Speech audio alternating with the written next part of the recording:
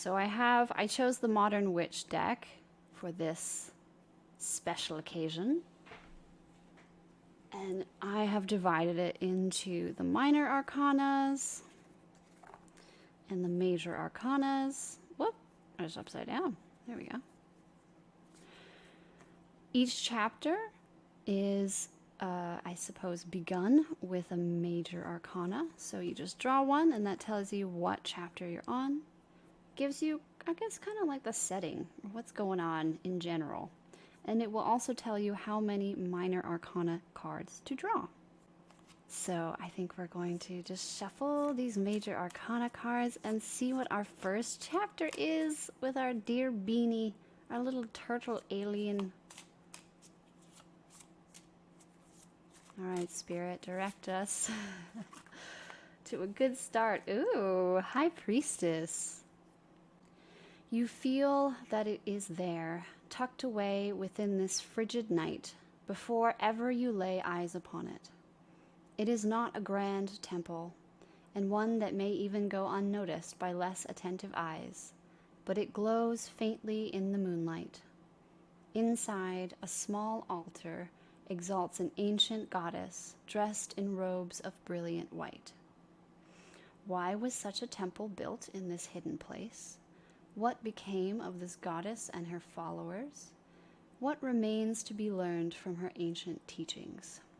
So, let me just take a look. What do? We draw 2 cards. So we're going to draw 2 of the minor arcanas, and we'll see what those have to say to us. This is giving us some idea of what is happening in this place, and other things.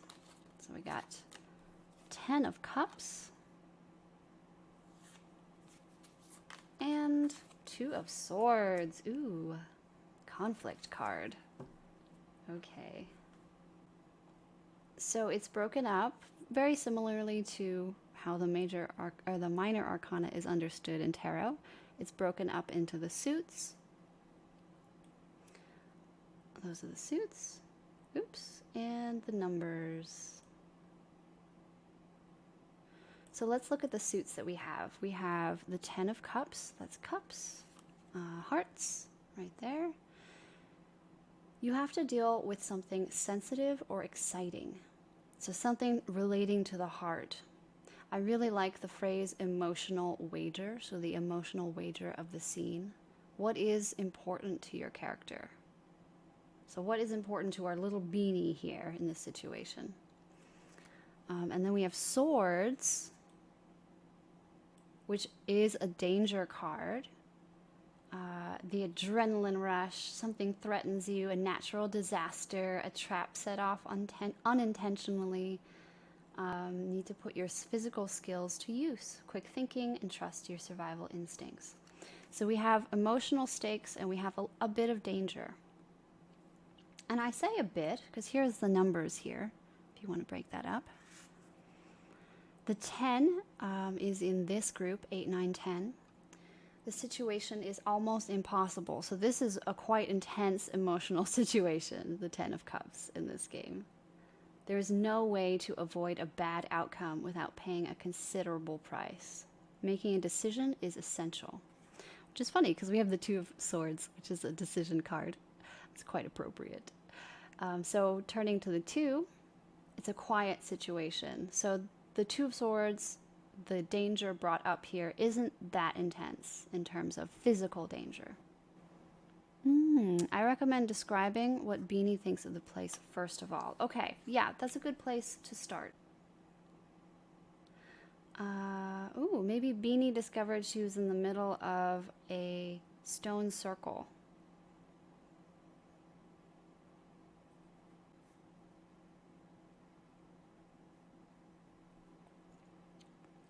Did the goddess herself manifest to her? Was there a message for Beanie? Ancestor? I think, so what I was thinking is, it's got to be personal if the emotional stakes are so high. Maybe this is even a goddess from Beanie's, like, home world. Across space and time, yeah, right? That would feel impactful. Like, I have just arrived on this planet. I'm here to explore it. And the first thing that I find is a piece of my own culture. How could this be? That's pretty wild. All right, so she saw this goddess. Goddess of astral travel. Ooh, I like that, Brenda. Yes. So we'll put goddess. I'll just write astral travel. We're going to do bullet points.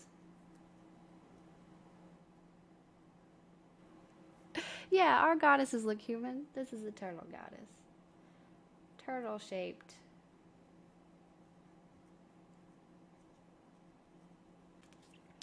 So Manchae said, being so emotional she doesn't notice something dangerous appearing. I like that. She's too swept up in like, what? How is our goddess here on this planet? I just got here. We've never explored this planet before. At least I didn't think so. And then, dun dun dun, what happens? We have something minor happening with the Two of Swords. Minor but dangerous. For some reason, I'm just imagining like a snake. Snake in the grass. Oh, maybe she can use her staff. Yeah, she can whack the rattlesnake away in the grass. She hears it. It snaps her out of her confusion. And she whacks it. There we go. Okay. Chapter 1. Oh, you always have to take something with you when you leave. That's right. So that's how we close out a chapter. You always have to take something with you when you leave. It could be the info that she's not the first of her kind in here. This planet. Ooh, what could it mean? Stay tuned to find out.